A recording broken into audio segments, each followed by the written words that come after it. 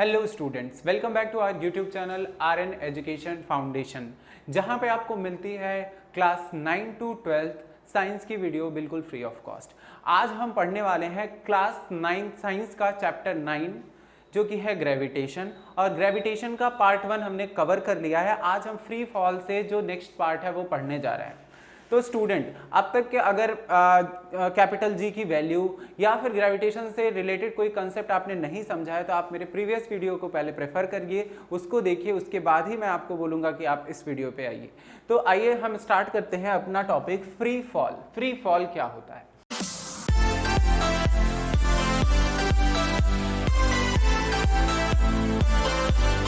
तो जैसे आप देख रहे हो कि इसमें आपके नाम में ही छुपा है फ्री, मतलब वो पूरी तरह से फ्री है और गिर रहा है नीचे की तरफ। तो क्या है ऐसा? तो यहां पे है this is due to the gravitational force. ये जो कुछ भी होने वाला है ये ग्रेविटेशनल फोर्स की वजह से होने वाला है। जहां पे ऑब्जेक्ट गिरता है अर्थ की तरफ अंडर द फोर्स अलोन, इस ग्रेविटेशन फोर्स के अकॉर्डिंग ये नीचे गिरता है। We see that the object are in free fall. मतलब जैसे कि यहाँ से एक ऑब्जेक्ट है, यहाँ पे एक प्लेटफॉर्म है, यहाँ पे रखा गया है और ये अर्थ का सरफेस है और वो यहाँ से गिराया जाता है, डायरेक्ट वो नीचे की तरफ आता है, जिसको हम क्या बोलेंगे? इसको बोलेंगे फ्री फॉल। और यहाँ से कोई आउटवर्ड फोर्स नहीं लग रहा है कि जो उसके नीचे गिरने को क्या कर रहा है, रेजिस्ट कर रहा है, ऐसा कोई आउटवर्ड अपवर्ड फोर्स नहीं है, तो इसको हम क्या बोलेंगे? फ्री फॉल बोलेंगे। ठीक है। Change in velocity of falling object while falling there is no change in direction of motion. देखिए वेलोसिटी तो चेंज होगी ही, लेकिन यहाँ पे मोशन का डायरेक्शन जो होगा वो सेम होगा। ठीक है। But due to the earth attraction there will be a change in magnitude of velocity। लेकिन attraction के according जो magnitude है velocity का वो change होता जाता है। Any change in velocity involve the acceleration। और acceleration में acceleration क्यों change हो जाता है? क्योंकि velocity change हो रही है। हमने पहले ही डिस्कस कर लिया है कि velocity और acceleration दोनों directly proportional होते हैं। मतलब अगर velocity में change आ रहा है तो acceleration should also change। तो whenever an object fall toward the earth and acceleration is involved, the acceleration is due to the gravitational force। एक acceleration involve होता है जब कोई चीज अर्थ से बहुत ऊपर से अर्थ की तरफ आकर के गिर रही है, तो यहाँ पर क्या होता है? एक acceleration involve होता है। एक क्या होता है? acceleration involve होता है, क्योंकि ये gravitational force की वजह से हो रहा है, इसीलिए इसको हम बोलते हैं acceleration due to gravity। acceleration due to gravitational force। Therefore, this acceleration is called the acceleration due to the gravitational force of the earth, और acceleration due to gravity, इसको हम क्या बोल सकते हैं? acceleration due to gravity। It is denoted by small g, और इसी को हम किससे डिनोट कर देते हैं? small g से डिनोट कर देते हैं। क्यों? क्योंकि ये जो ग्रेविटेशनल फोर्स है वो क्या कर रही है? अर्थ अप्लाई कर रही है। ठीक, किस पे? एक ऑब्जेक्ट पे जो कि फ्री फॉल में है, और वो आकर के उस पर गिर जाता है। इसकी यूनिट भी वही होती है जो कि एक्सेलरेशन की होगी, that is meter second power -2। ठीक है। आइए यहां पर है, अगर मैं आपसे बोलूं कि यहां पे क्या दिया गया है? यहां पे क्या दिया है? फोर्स दिया गया है। क्या है? फोर्स। F इक्वल क्या होता है? F इक्वल होता है मास इंटू एक्सीलरेशन, होता है ना? तो यहाँ पे क्योंकि एक्सेलरेशन ड्यू टू ग्रेविटी है तो हम क्या लिख सकते हैं? F equal m into g. क्यों? क्योंकि हमने एक्सेलरेशन जो रखा है उसकी जगह acceleration due to gravity means small g रख देंगे। ठीक है। अब हम चलते हैं अपने उसी पुराने फॉर्मूले पे, कौन से? फोर्स वाले। फोर्स का फॉर्मूला क्या होता है ग्रेविटेशनल फोर्स का? F equal G capital M into small m upon D square, होता है ना? लेकिन अब हमें क्या करना है? F की वैल्यू वही रख देनी है जो यहां पर हमने फाइंड कर रखी है अब तक। तो चलिए कर देते हैं। हो जाएगा m g equal capital G capital M into small m upon D square. ठीक है, समझ में आ रहा है? तो बस अब हमें क्या कर देना है? स्मॉल m से स्मॉल m को कैंसिल आउट कर देना है। फिर क्या होता है? स्मॉल g की वैल्यू जो आ रही है वो क्या हो जाएगी? स्मॉल g इक्वल हो जाएगा capital G into m upon D square. ठीक है। तो स्मॉल g क्या होगा? ये डायरेक्टली प्रोपोर्शनल होगा यूनिवर्सल ग्रेविटेशनल कांस्टेंट के, मास ऑफ अर्थ के डायरेक्टली प्रोपोर्शनल होगा, इनवर्सली प्रोपोर्शनल होगा किसके, इनवर्सली प्रोपोर्शनल होगा ये distance between object and earth, ठीक है। मतलब जी क्या होगा, डायरेक्टली प्रोपोर्शनल होगा कैपिटल जी होगा डायरेक्टली प्रोपोर्शनल कैपिटल एम, लेकिन ये क्या होगा, इनवर्सली प्रोपोर्शनल होगा किसके, टी स्क्वायर के। ओके, मींस आप स्मॉल जी की वैल्यू बढ़ सकती है अगर कैपिटल जी की वैल्यू बढ़ेगी, बट ये तो कांस्टेंट होता है, ठीक, इसकी बात नहीं करेंगे। बाकी चलते हैं आगे। मास बढ़ाओगे आप, अर्थ का मास जो भी होगा उससे जी की वैल्यू जो होगी, अगर हम कंपेयर करें सन का मास अर्थ से बहुत ज्यादा है तो वहां पे स्मॉल जी की वैल्यू बहुत ज्यादा होगी, ठीक है। और जो डिस्टेंस है, अगर हम ऑब्जेक्ट्स के डिस्टेंस को अर्थ से बहुत दूर ऑब्जेक्ट को ले जाएंगे तो स्मॉल जी की वैल्यू रिड्यूस होगी। अगर हम क्या करने वाले हैं, डी को हम बढ़ाने वाले हैं अगर, तो ठीक है। तो ये चीज आई होप आपको समझ में आ गई होगी। अब कैलकुलेशन करना है हमें स्मॉल जी का, क्या करना है, कैलकुलेशन करना है स्मॉल जी का। आइए करके देखते हैं। स्मॉल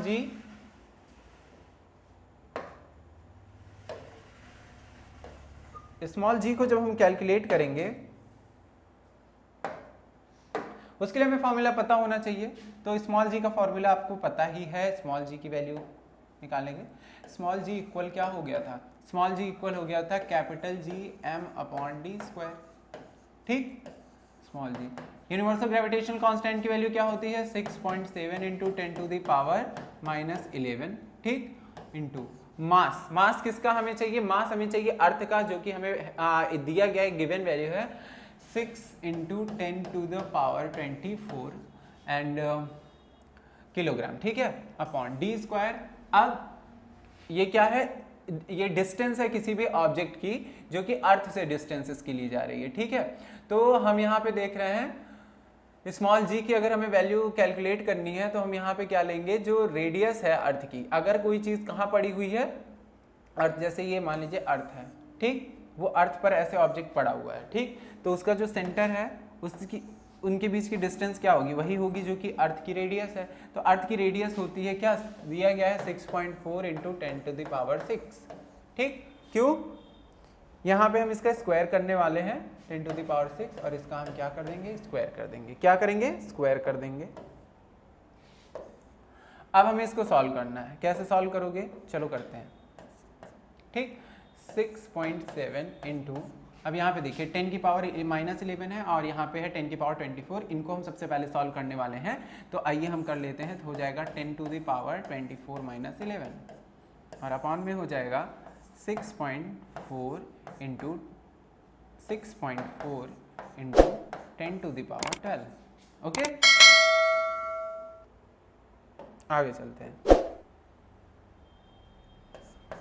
तो यहाँ पे क्या हो जाएगा, इसका मल्टीप्लाई होगा 240 इंटू 10 टू द पावर, यहाँ पे हो जाएगा 1 और 3 माइनस ये 12 ऊपर जाएगा क्योंकि ये +12 है, अगर न्यूमरेटर में जाएगा तो -12 हो जाएगा।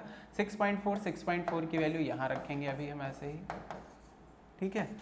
तो 40.2 इंटू 10 अपॉन 6.4 इंटू 6.4, ठीक है। तो यहाँ पर अगर आपको आप इसको सॉल्व करोगे तो क्या आ जाएगा, 9.8 मीटर सेकेंड पावर -2, ठीक है। ये आपका है स्मॉल जी की वैल्यू जो कि आपको कैलकुलेट करके दिखाई गई है, ठीक। तो ये स्मॉल जी की वैल्यू है और इसका यूज हम आगे न्यूमेरिकल में भी करेंगे, ठीक है। Motion of object under the influence of gravitational force on the earth, हम ये सीखने वाले हैं। तो यहाँ पे क्या है, वही 3 इक्वेशन जो आपको मोशन में आपने पढ़ रखे हैं, वही 3 इक्वेशन यूज करके हम क्या कर सकते हैं, बहुत सारे वैल्यूज को कैलकुलेट कर सकते हैं। क्योंकि अर्थ पे क्या है, बहुत सारी चीजें मूव कर रही हैं, उनसे क्या क्या इन्फ्लुएंसेस होते हैं, उनकी मोशन में क्या क्या चेंजेस आते हैं, वही चीजें हम पढ़ेंगे यहाँ पर, ठीक है। बट वहां पे चेंज क्या होगा, इस जो ए है, जो आपका क्या है ए है, वो किससे रिप्लेस कर दिया जाएगा, स्मॉल जी से रिप्लेस कर दिया जाएगा, और जिसकी वैल्यू क्या होती है 9.8 मीटर सेकेंड पावर -2, ठीक है। तो वही 3 equation v equal u plus a t हो जाएगा, v equal u plus g t, s equal u t plus half a t square, s equal u t plus g t square, ठीक, half g t square. v square equal u square plus 2gs, बस यही सारी चीजें हैं, ठीक है, आपको यहाँ पे ये मिल जाएंगी। तो इस तरह से हो गया। आइए एक क्वेश्चन एग्जाम्पल का कर लेते हैं। 9.3 एग्जाम्पल जो है, एग्जाम्पल 9.3, एक ऑब्जेक्ट है vertically upward, thrown vertically upward and rises to height of 10 meter, ठीक है। वो क्या करता है, नीचे से ऊपर की तरफ क्या किया जा रहा है, फेंका जा रहा है, ठीक। जब नीचे से ऊपर की तरफ फेंका जा रहा है, क्योंकि वो ग्रेविटी के अगेंस्ट जा रहा है, ग्रेविटी की, देखिए जब कोई चीज यहाँ अर्थ है, अर्थ से ऊपर की तरफ फेंकी जा रही है तो ग्रेविटी के अगेंस्ट होगा, तो हम क्या करेंगे, निगेटिव एक्सेलरेशन रखेंगे, और जब वो फ्री फॉल में होगा तो हम क्या रखेंगे, पॉजिटिव एक्सेलरेशन। आपको ये चीज याद रखनी है, ठीक। तो यहाँ पे डिस्टेंस कितनी कवर कर रहा है वो, 10 मीटर, ओके। उसके बाद क्या है, एक्सेलरेशन ड्यू टू ग्रेविटी जो है वो क्या हो जाएगा, -9.8 हो जाएगा, क्योंकि हमको पता है कि वो निगेटिव में है। उसके बाद है calculate the velocity with which the object was thrown upward, मतलब यहाँ पे क्या करना है, क्योंकि जब एक बार नीचे से ऊपर की तरफ फेंका जा रहा है तो एक हाइट तक जाएगा, और उसकी वेलोसिटी जैसे ही 0 होगी तुरंत ही क्या हो जाएगा, वो नीचे की तरफ गिरने लगेगा। क्या होगा, नीचे की तरफ गिरने लगेगा। तो इसका मतलब जो इसकी फाइनल वेलोसिटी है वो और नीचे से जब आकर के वो जमीन पे टच करेगा तो उसकी फाइनल वेलोसिटी एक्चुअली में क्या हो जाएगी, 0 हो जाएगी। क्या हो जाएगी, 0। तो चलिए हमें क्या कैलकुलेट करना है, पार्ट 1 में कैलकुलेट करना है velocity which the object throne upward. तो जो वेलोसिटी जिससे वो फेंका गया है उसको फाइंड करना है। तो एक इक्वेशन थर्ड ले लेते हैं, v square minus you square equal 2gs, ठीक है। तो v स्क्वायर की वैल्यू मतलब 0 माइनस यू स्क्वायर हमें फाइंड ही करना है, 2 मल्टीप्लाई 9.8 इंटू 10, ओके। तो यहाँ पे हो जाएगा माइनस यू स्क्वायर इक्वल 2 8 जा 16, इसका 10 से मल्टीप्लाई करोगे 98 हो जाएगा, 2 8 जा 16, 2 9 जा 18, ठीक है, 119 हो जाएगा। Minus you square equal minus Q, हम यहाँ पे क्या कर लेते हैं, यहाँ से स्क्वायर को इधर ट्रांसफर कर लेते हैं, माइनस यू इक्वल क्या हो जाएगा, √196, और यू की वैल्यू हो जाएगी -14 मीटर पर सेकेंड, ठीक। निगेटिव क्यों आ रहा है, क्यों, इसलिए निगेटिव आ रहा है कि सॉरी एक मिनट,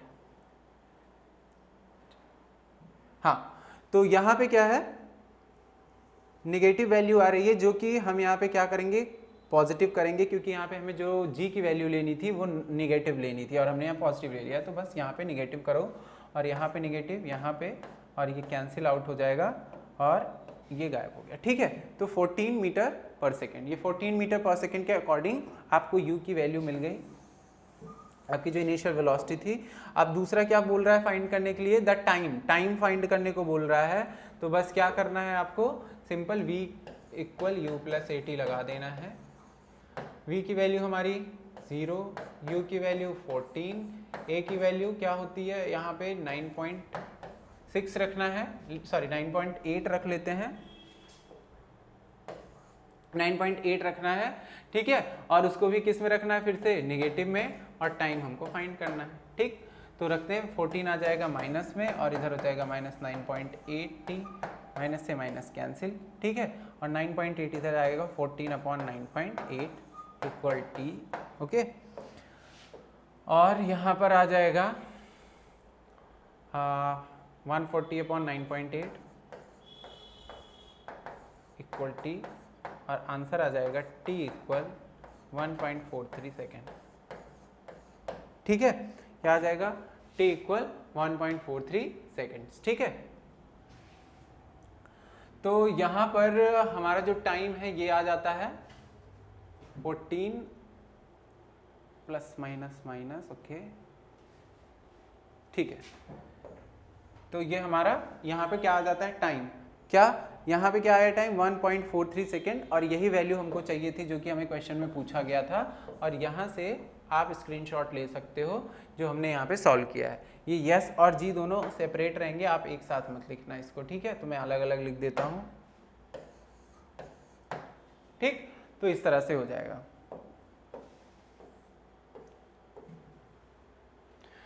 ओके, तो आगे चलते हैं हम अगले पेज पे।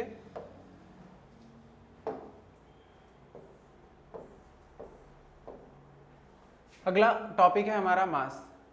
अगला टॉपिक हमारा क्या है, मास। मास और वेट, दो चीज में हम क्या देखने वाले हैं, डिफरेंस देखने वाले हैं। क्या देखने वाले हैं, डिफरेंस। तो सबसे पहले मैं मास के बारे में आपको बता दूं, मास होता क्या है। Actually it is a measure of inertia. ये क्या होता है, मेजर ऑफ इनर्शिया, मतलब हम इससे क्या मेजर करते हैं, इनर्शिया मेजर करते हैं।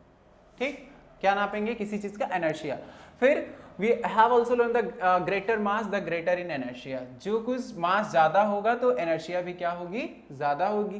ठीक, तो इस तरह से it remain the same whether the object is on earth, the moon और इवन इन आउटर स्पेस। मतलब मास हमेशा क्या होगा, कांस्टेंट होगा, चाहे हम कहां पर हो, मून पर हो, चाहे अर्थ पे हो या कहीं आउटर स्पेस में हो, कहीं भी हो, हमारा जो इनर्शिया होगा वो सेम होगा। तो इसलिए हमारा मास भी क्या होता है, कांस्टेंट होता है। क्या होता है, कांस्टेंट होता है। ओके, लेकिन वेट के केस में हम देखेंगे, क्योंकि यहां पर क्या है, ये एक ऐसा टर्म है जो कि यूज होता है ऐसे फोर्स के लिए जिससे अर्थ किसी भी ऑब्जेक्ट को अट्रैक्ट कर रही है। तो अर्थ जो है जिस ग्रेविटेशनल फोर्स से, ग्रेविटी से अट्रैक्ट कर रही होगी, जरूरी नहीं कि सन भी ऑब्जेक्ट को ऐसे ही अट्रैक्ट करे, मार्स या मून भी उसको ऐसे ही अट्रैक्ट करे। तो यहाँ पे क्या हो सकता है, कुछ डिफरेंस हो सकता है। क्या हो सकता है, डिफरेंस हो सकता है।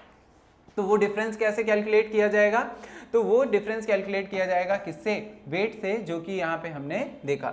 तो वेट वही फोर्स होता है जिससे कोई भी प्लैनेट अपने पास किसी भी ऑब्जेक्ट को अट्रैक्ट करता है। ठीक, तो F इक्वल जो ma हमें फाइंड करने के लिए होता है ना, F मतलब force equal mass into acceleration होता है। यहाँ पर क्या हो जाएगा, F equal mg mass into acceleration due to gravity. ठीक, और ये भी याद रखिए कि वेट जो है कांस्टेंट नहीं होता, ये क्या होगा, चेंज हो सकता है। क्या हो सकता है, चेंज हो सकता है। मून पर किसी भी चीज का वेट अर्थ से कम हो सकता है और सन पे किसी का वेट जो है अर्थ से ज्यादा भी हो सकता है। ठीक, ये किस पे डिपेंड कर रहा है, एक्चुअली मास पे डिपेंड कर रहा है। ठीक है, तो जो वेट होता है मून पर अर्थ का, अर्थ के ऑब्जेक्ट का 1/6 होता है। ठीक है, क्या होता है, 1/6 होता है। आइए नेक्स्ट टॉपिक चलते हैं, थ्रस्ट एंड प्रेशर क्या होता है ये जानेंगे। ठीक है, तो थ्रस्ट एंड प्रेशर को जानने के लिए आइए स्टार्ट करते हैं, हम अपना एक्टिविटी स्टार्ट करते हैं। सबसे पहले यहाँ पर देखिए एक पर्सन है जो कि क्या कर रहा है, एक बोर्ड है, वुडन बोर्ड है, उस पर एक होर्डिंग लगा रहा है, जिसके किनारे किनारे वो पिन जब लगाता है, एक पिन जो उसको लगाना है, तो उसके पिन के ऊपर जो सरफेस है, ये सर्कुलर सरफेस, उसको प्रेस करता है, और प्रेस करते ही जो पिन है वो अंदर की तरफ जा करके लग जाता है वुडन ब्लॉक में। क्या होता है, वो वुडन ब्लॉक में अंदर की तरफ जाके लग जाता है। ठीक, तो ऐसा क्यों हो रहा है, अगर हम यहाँ पर क्या करते, यहाँ पर कोई पेंसिल को पलट देते और उसको क्या करते, उसको प्रेस करते, तो क्या वो इस तरह से वुडन ब्लॉक के अंदर एंटर कर पाती, ना कर पाती। क्यों ऐसा, यही हम यहाँ पे सीखने वाले हैं कि एक्चुअली प्रेशर होता क्या है। तो क्या है, जब हम कोई आयरन नेल देखते हैं तो उसका शेप कुछ ऐसा होता है। ठीक, ऊपर जो उसका हेड रीजन होता है वो काफी ब्रॉड होता है, जबकि जो उसका पॉइंट नीचे टेल रीजन होता है वो काफी क्या होता है, शार्प होता है। तो हम क्या करते हैं, जब हम किसी भी नेल पर ऊपर से फोर्स लगाते हैं, ऊपर से क्या लगाते हैं, फोर्स लगाते हैं, तो यहाँ पे सरफेस एरिया ज्यादा होता है, तो सारा का सारा जो फोर्स इतने सरफेस एरिया पे लग रहा है, नीचे आते ही वो कहाँ लगने लगता है, एक पर्टिकुलर पॉइंट पे लगने लगता है। और वो सारा फोर्स जब इतने बड़े एरिया का फोर्स इतने छोटे से पॉइंट पर जब लगेगा, तो ये जो पिन है वो क्या करती जाएगी, अंदर की तरफ धंसती हुई चली जाएगी। और वुडन ब्लॉक के अंदर इसी वजह से ये पिन चली जा रही थी, साइन बोर्ड पर वो पर्सन जो लगा रहा था। ठीक है, तो ये क्या है, यही होता है क्या, थ्रस्ट। ठीक है, तो यहां पर हम इसी से सीख पाए कि थ्रस्ट क्या होता है, और अब हम उसकी डेफिनेशन और उसकी यूनिट के बारे में सीखेंगे। ठीक है, यहां से जब आप कभी भी क्या होता है, लूज सैंड पर खड़े होते हैं, किस पे, लूज सैंड पे, the force that is the weight of your body is acting the area equal to the area of your feet. मतलब आप जब लूज सैंड पे खड़े होते हो तो आपकी पूरी बॉडी का जो फोर्स है वो आपके पैरों पर लगता है, और पैर से वो क्या होता है, पैर धंसते जाते हैं लूज सैंड में। ठीक है, तो इसी वजह से ऐसा होता है। फिर व्हेन यू लाई डाउन, और जब आप लेट जाओगे तो आप नहीं धंसोगे, क्योंकि आपके बॉडी का सरफेस एरिया बहुत ज्यादा बढ़ गया, और अब जो है फोर्स डिस्ट्रीब्यूट हो गया पूरे सरफेस एरिया पे, तो अब उतना फोर्स, उतना थ्रस्ट नहीं लग रहा है। ठीक है, तो इस तरह से क्या होता है कि आपकी बॉडी ऊपर ऐसे पड़ी हुई होती है। ठीक है, इसका मतलब ये है कि आप सरफेस एरिया बढ़ाओगे तो जो मैग्नीट्यूड है फोर्स का वो कम हो जाएगा, सरफेस एरिया कम करोगे तो मैग्नीट्यूड बढ़ जाएगा। ठीक है, इसीलिए क्या होता है, ये दोनों क्या है, इनवर्सली प्रोपोर्शनल है। तो आइए देखते हैं कि एक्चुअली प्रेशर होता क्या है। प्रेशर इज इक्वल होता है थ्रस्ट अपॉन एरिया। ठीक है, और अगर हम इसकी क्या करें, the SI unit of pressure as N per metre square, या फिर क्या होता है न्यूटन मीटर स्क्वायर। और ब्लेज पास्कल, सॉरी यहाँ पे जो एक साइंटिस्ट थे उनके ऑनर में, ब्लेज जो पास्कल थे उनके ऑनर में इसका एक और यूनिट दिया गया है पास्कल, जिसको हम PA से रिप्रेजेंट करेंगे। ठीक है, let us consider a numerical example. और एक न्यूमेरिकल एग्जांपल लेकर के आप देख सकते हो, यहाँ पे देखिए 2 बॉक्स है। जब वो इस तरह से पड़ा हुआ रहेगा तो यहाँ पे फोर्स ज़्यादा लगेगा क्योंकि ज़्यादा सरफेस एरिया इस टाइम पे नीचे है। और अगर हम उसको ऐसा स्टैंड करके रखेंगे तो सॉरी यहाँ पर वो ले डाउन है तो यहाँ पे जो है सरफेस एरिया बढ़ गया है तो फोर्स कम हो जाएगा, जबकि इधर सरफेस एरिया क्या हो गया है कम हो गया है तो यहाँ पे फोर्स क्या हो जाएगा ज़्यादा हो जाएगा, जबकि बॉक्स तो सेम ही है। हाँ, इस तरह से मैं आपको एक प्रैक्टिकल एग्जाम्पल देता हूँ। आपने देखा होगा कि कभी कभी जो लेबर होते हैं, वर्कर्स होते हैं, वो क्या करते हैं अपने सर, जैसे कि मान लीजिए एक वर्कर है और अपने सर पे वो क्या कर रहा है, कोई कंक्रीट या फिर कोई सामान ऐसे लेकर के जा रहा है। अगर अपने सर पर वो कोई कपड़ा ना बांधे तो क्या होगा कि इतने पूरे जो ये जो हमारा यूटेंसिल है इसके पूरे सरफेस का जो फोर्स है वो जाकर के उसके सर पे ऐसे इतनी दूर पे लग रहा है, तो उसको बहुत ज़्यादा भारी फील होगा ये पार्ट। ठीक है, लेकिन अगर वो क्या करता है यहाँ पर एक क्या बांध लेता है, कपड़े बांध लेता है, कपड़े को रख लेता है तो सरफेस एरिया थोड़ा सा बढ़ जाता है और उसको आराम से कैरी किया जा सकता है। ठीक है, अब मैं आपको आपका ही एग्जांपल बताता हूँ। जैसे आप जब स्कूल बैग खरीदते हो और उसकी, जैसे ये मान लेते हैं हमारी एक स्कूल बैग है और यहाँ पर जो ऐसा रिबन लगा होता है जिसको आप अपने कंधे पर, अपने शोल्डर पे लगाते हो, अगर वो बहुत पतला हो, बहुत ही पतला हो, तो आप जब क्या करोगे उसको कैरी करोगे तो आप जल्दी थक जाओगे। क्यों? क्योंकि ये सारा का सारा बैग का जो फोर्स है इस पतले से रीजन से होते हुए आपके शोल्डर पे अप्लाई हो रहा है, और आपके शोल्डर पे जब अप्लाई होगा तो आपके शोल्डर में पेन होगा क्योंकि आप बहुत देर से उसको वहीं पे फील कर रहे हो फोर्स। लेकिन अगर इसी को हम क्या करें, इसको थोड़ा ब्रॉड कर दें, थोड़ा चौड़ा कर दें, तो वो फोर्स क्या हो जाएगा, डिस्ट्रीब्यूट हो जाएगा ना पूरे के पूरे इस यहाँ पे जो स्ट्रिप है उसमें क्या हो जाएगा, ये डिस्ट्रीब्यूट हो जाएगा, तो आप उसको आसानी से कैरी भी कर सकते हो। ठीक, तो इस तरह से आपको समझ में आ गया होगा कि कैसे हम सरफेस एरिया को बढ़ा करके फोर्स के मैग्नीट्यूड को क्या कर सकते हैं, रिड्यूस कर सकते हैं। आई होप आपको ये बात समझ में आ गई होगी। ओके, तो नेक्स्ट पार्ट आ जाता है हमारा बॉयंसी। बॉयंसी क्या होता है, ये कुछ और नहीं बल्कि बस एक ऐसा फोर्स है जिसको कोई लिक्विड क्या करता है, अपवर्ड लगाता है किसी भी ऑब्जेक्ट में। जैसे हमारे पास एक क्या है, कंटेनर है, ठीक, और उसमें वाटर फिल करके हमने रखा है। अब हम इसमें कोई भी ऑब्जेक्ट ऐसे डालते हैं, ठीक है, तो ऑब्जेक्ट क्या करता है, एक अपवर्ड फोर्स फील करता है। जैसे आप कोई भी चीज ले लो और उसको पानी में दबाओ, ठीक, अंदर अगर उसको दबाओगे तो आपको एक खुद ही फोर्स फील होगा। आप एक मग ले लो, उसको ऐसे इन्वर्टेड कर लो और उसको ऐसे दबाओगे नीचे की तरफ वाटर में, तो एक अपवर्ड फोर्स फील होगा। इसी को हम क्या बोलते हैं, बॉयंसी बोलते हैं। ठीक है, अब आते हैं एक अगले कंसेप्ट पे कि कैसे क्या होता है कि कोई भी ऑब्जेक्ट सिंक करता है और कैसे कोई ऑब्जेक्ट फ्लोट करता है। तो ये सब कुछ किस पे डिपेंड करता है, ये सब डिपेंड करता है डेंसिटी पे। डेंसिटी क्या होगी, अगर किसी भी ऑब्जेक्ट की डेंसिटी वाटर से कम है, क्या है, अगर किसी ऑब्जेक्ट की डेंसिटी वाटर से कम है तो वाटर पे क्या करेगा, वो फ्लोट करेगा। क्या करेगा, फ्लोट करेगा। जैसे डेंसिटी एक ऑब्जेक्ट A है, इसकी डेंसिटी क्या है, कम है, डेंसिटी ऑफ वाटर, वाटर की डेंसिटी से कम है, तो ये ऑब्जेक्ट क्या करेगा, फ्लोट करेगा। और अगर क्या होगा, ये डेंसिटी जो है ऑब्जेक्ट B की वाटर से क्या है, ज़्यादा है, तो ये क्या कर जाएगा, सिंक कर जाएगा। क्या कर जाएगा, सिंक। सब कुछ डेंसिटी पे डिपेंड कर रहा है, कोई ऑब्जेक्ट कब फ्लोट करेगा और कोई ऑब्जेक्ट कब सिंक कर जाएगा। इसी बात पर एक क्या है, प्रिंसिपल आपको पढ़ना है। क्या पढ़ना है, आर्किमिडीज प्रिंसिपल। इसमें क्या है, यहाँ पे देखते हैं आर्किमिडीज एक्चुअली उन्होंने क्या कहा है। ठीक है, तो देखते हैं। पहले एक चीज मैं और बता दूं, द अपवर्ड फोर्स जो हमने अभी सीखा था बॉयंसी, यहाँ पे वो काम करने वाला है। तो आइए देखते हैं कि वो क्या कहते हैं। सॉरी,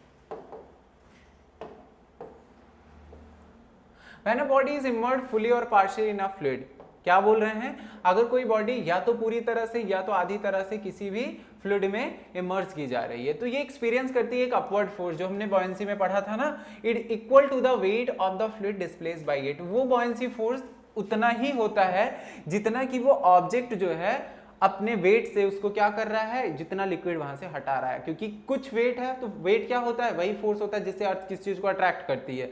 तो जितना वेट है उस ऑब्जेक्ट का, वो उतना वेट क्या कर रहा है, लगा करके कितना फ्लूइड वहां से हटा रहा है, उस फ्लूइड को फ्लूइड जो हटा हुआ है उसका जो अमाउंट है वो जस्ट उतने के इक्वल होता है जितना कि वो अपवर्ड फोर्स क्या कर रहा है, फील कर रहा है। आइए इसको मैं अपनी लैंग्वेज में बताता हूँ कि कैसे आप सीखोगे।